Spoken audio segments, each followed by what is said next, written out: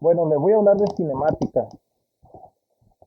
Es la parte de la mecánica que estudia el movimiento de los cuerpos sin preocuparse por las causas que lo producen. Es decir, no toma en cuenta las fuerzas, que es un tema que vamos a ver más adelante con la dinámica. Entonces, la cinemática nos va a permitir describir el movimiento de un objeto, de un cuerpo, que genéricamente vamos a decir que es un punto. Nosotros no vamos a decir, por ejemplo, en lo general, un objeto con toda su complejidad, su estructura, no vamos a referir generalmente a su centro de masa, que es toda la masa va a estar, vamos a imaginar que se encuentra en un solo punto. Y vamos a ver primero esto en una dimensión. En una dimensión me refiero a que vamos a analizar primero esto para el caso de algo que se mueve en una línea recta. ¿Ok? Un punto que se mueve en una línea recta. Empezamos en un cierto tiempo t inicial, ¿ok? Y vamos a decir que la posición que tiene a lo largo de este eje que llamamos X va a ser la X en el tiempo t inicial. Y por acá en el punto final, pues va a ser la posición X evaluada en ese tiempo final. Y para cualquier otro tiempo t, pues vamos a tener la X de t. En este caso, que estamos en una sola línea recta, pues es una sola dimensión y es un problema muy fácil de poder estudiar en detalle lo que está pasando en el tiempo, porque podemos hacer una gráfica en la cual vamos a colocar en el eje horizontal el tiempo que vamos a medir normalmente en segundos, pero habrá veces en que conviene hacerlo en otras unidades, ¿verdad?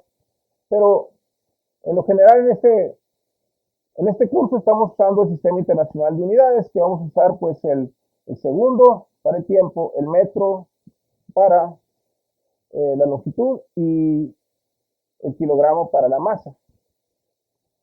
Ok, entonces en esta gráfica, o más bien en esta línea sobre la cual realmente tenemos el movimiento, el objeto puede andar, puede venir hacia acá directamente hasta el punto final, o puede hacer una serie de cosas, por ejemplo, ir aquí y regresar y volver, ¿verdad? El tiempo siempre está avanzando hacia adelante, no vamos viajando al pasado en ningún momento, pero la posición sí puede cambiar al pasado. Y aquí no lo podemos reflejar muy fácilmente, pero aquí sí podemos decirlo, ¿verdad? Y dependiendo de la curva que tengamos, nos va a decir cómo fue que se fue moviendo en el tiempo el objeto. ¿Okay? En un caso muy sencillo, es el caso en que tengamos una línea recta, ¿no? Esta línea recta, por ejemplo. ¿Okay? Nada que yo diga aquí, pues es obviamente real, es una aproximación, o sea, quizá no es tan recta, pero vamos a considerar que es una línea recta. Aquí el movimiento es fácil de describir, particularmente si tenemos aquí en el origen, que cruza el origen esta línea, y si sabemos que efectivamente es una línea recta, es fácil ver que la X es igual a una constante por el tiempo, que por cierto esa constante ustedes saben de geometría analítica es la pendiente, ¿verdad? Esta es la descripción que vamos a ver más adelante con más detalle, pero que aquí podemos ver que es muy simple. Aquí con esto podemos decir que a medida que va pasando el tiempo, la X va creciendo y de una manera constante, va creciendo a la misma razón a medida que pasa el tiempo, ¿verdad?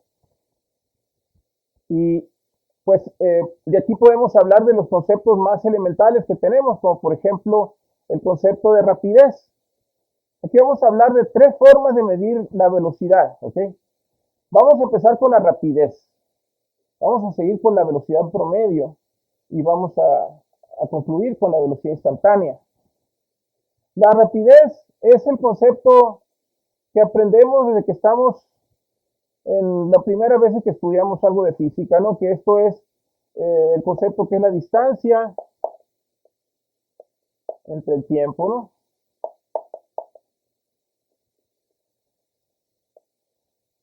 Entonces, por ejemplo, si ustedes dicen, voy a viajar a tal lugar y le voy a recorrer una cierta distancia, yo sé que la distancia que hay de aquí, por ejemplo, no sé, a Nogales, por ejemplo, son 270 kilómetros desde Hermosillo, y pues si ustedes hacen 3 horas, ¿verdad? Por ejemplo, pues sería simplemente dividir los 270, por ejemplo, en este caso sería 270 kilómetros entre 3 horas, y esto les queda pues simplemente que su rapidez va a ser 90 kilómetros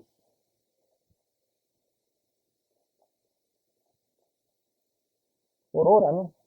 Esa sería la rapidez con la que se van. Entonces, aquí en esto de la rapidez no importa en qué dirección vayan.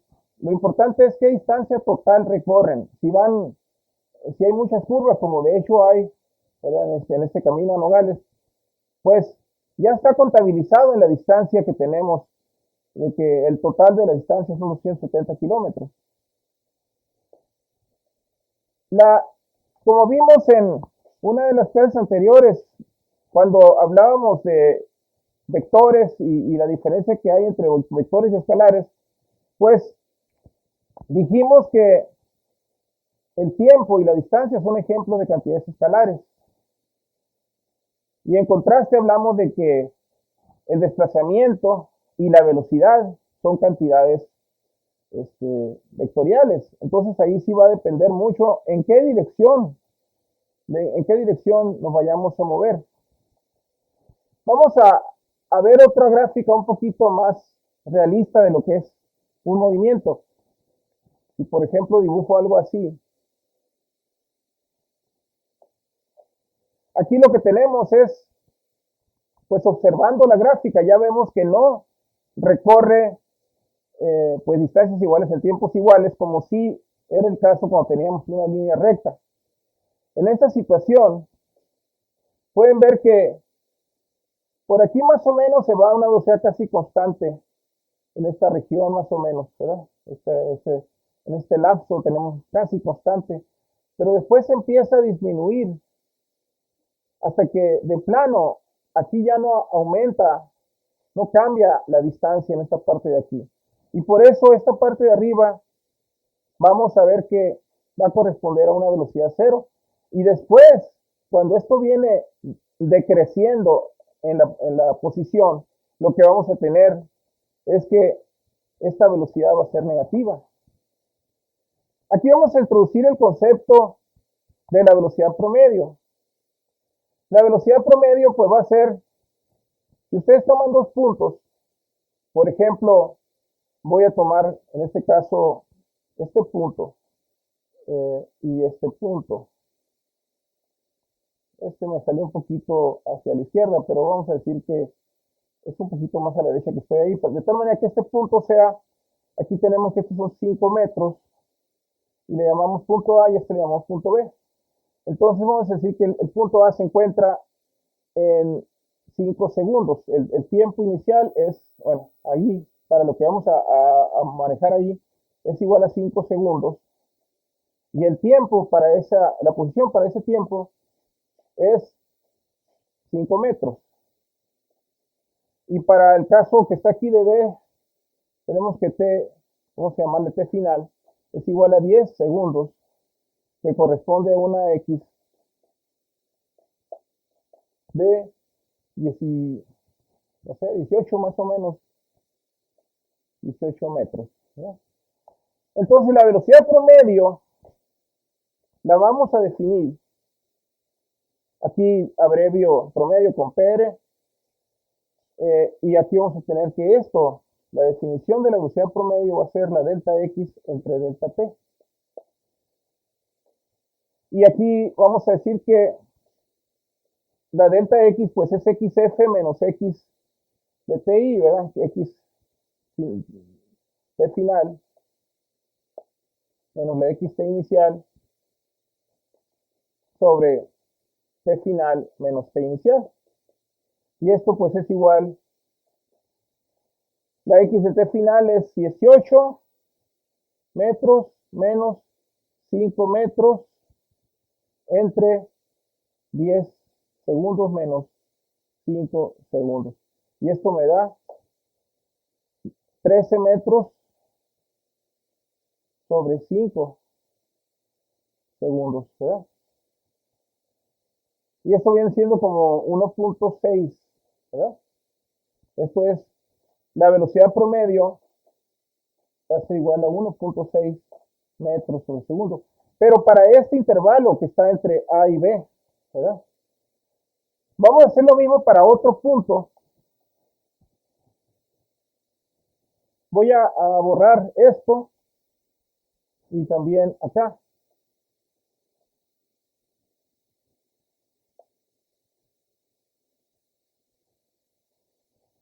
Voy a tomar ahora un punto que esté por acá en esta parte, que sea el 15 por acá y el 20 más o menos por acá. ¿Okay?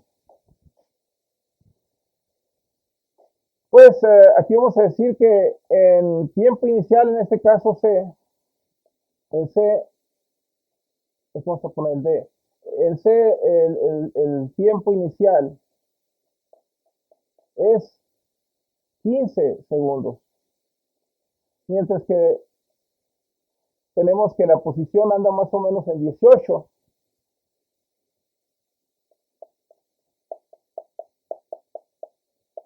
Y después tenemos que para D, tenemos que estos son 20.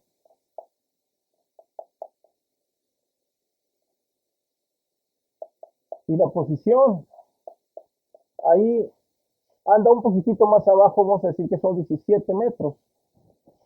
Y a la hora de calcular BPR, pues vamos a tener que esto es, el delta X va a ser 17 menos 18. Y esto va a ser, esta es la final, ¿no? Esto va a ser 20 segundos menos 15 segundos. Y el resultado de esto pues va a ser menos 1 metro sobre 5 segundos. Esto es igual a menos 0.2 metros sobre segundo. ¿Okay? 0.2 metros sobre segundo, que es muy cercano a cero, ¿verdad? Cuando veamos el caso de la velocidad instantánea en un momento, vamos a ver que esto estrictamente es cero en la cúspide de esta curva. Y si hacemos otro cálculo, por ejemplo, entre este punto y este punto, lo que vamos a encontrar, puedo anticiparles que va a ser negativo con un valor mayor que este, ¿no? O sea, va a ser quizá un menos 1 o algo así, ¿verdad? Entonces, aquí la velocidad promedio de este lado era positiva, aquí va a ser negativa y aquí va a ser cero. ¿Ok? Entonces la velocidad promedio nos da información dentro de las regiones que nos interesan, ¿verdad?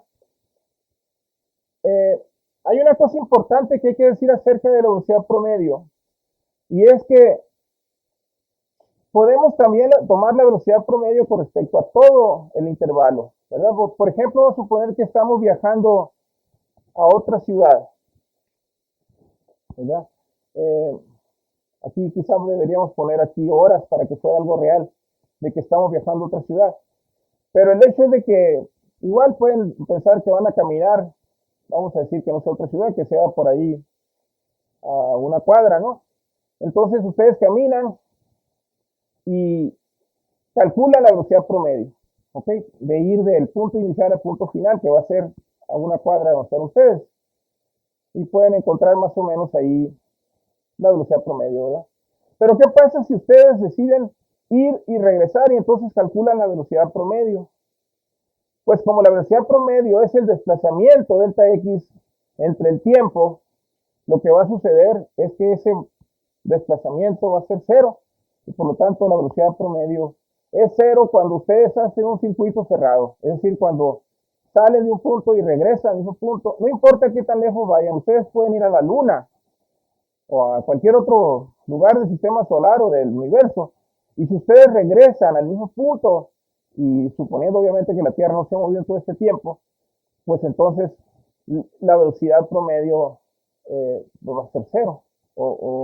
Entonces esto es muy diferente ahí en ese caso a lo que sería la rapidez, que la rapidez sí nos daría la distancia total que recorrimos entre el tiempo que ocurrió. Pero ahora vamos a ver el concepto de velocidad instantánea.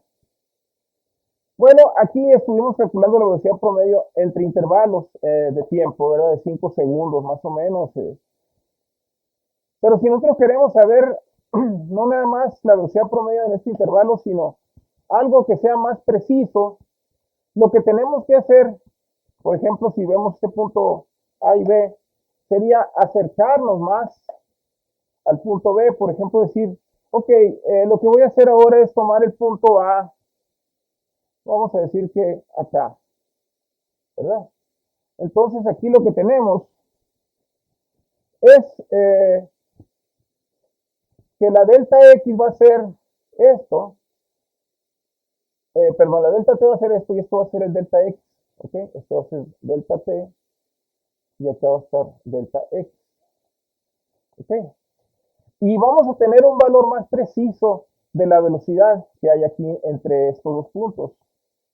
Sin embargo, esto, a la luz de las investigaciones de Isaac Newton, al mismo tiempo que desarrolla el cálculo diferencial, llega al concepto de velocidad instantánea, que lo que va a hacer es tomar un límite aquí cuando la delta t tiende a cero. Entonces vamos a definir la velocidad instantánea de esa manera. La velocidad instantánea va a ser igual al límite cuando delta t tiende a cero de delta x en delta t.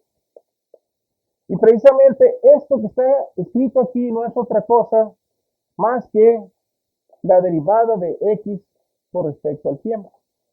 ¿Ok? Entonces, si ustedes conocen la forma de la curva, ustedes pueden rápidamente obtener la, eh, la velocidad instantánea en el tiempo que ustedes digan. Por ejemplo, ¿qué tal si yo les digo que la x es igual a 5t cuadrada? ¿Verdad? Pues entonces, lo que van a hacer ustedes es sacar la velocidad derivando esto con respecto al tiempo, que en este caso sería velocidad igual a dx en dt es igual, sería 2t por 5, que son 10t. Y ahí tenemos ya la expresión para calcular en cualquier tiempo la velocidad instantánea. Por ejemplo, si estamos usando segundos y metros, por ejemplo, si yo digo, quiero saber cuál es la velocidad para el tiempo igual a 5 segundos. Entonces, para 5 segundos decimos, es igual a 10, vamos a decir que sean metros, ¿verdad? Porque estamos en un sistema de unidades, y esto va a ser multiplicado por 5. Entonces, bueno, aquí está 10 multiplicado por 5, que esto va a ser igual a 50 metros por segundo, ¿no? O sea, lo que hicimos fue simplemente, si ya tenemos la expresión de la X, la derivamos y después simplemente evaluamos en el tiempo y ahí ya tenemos, pues, la velocidad instantánea. Entonces, conociendo la función que nos dice cuál es X con respecto a t, podemos siempre derivarla y encontrar la velocidad instantánea.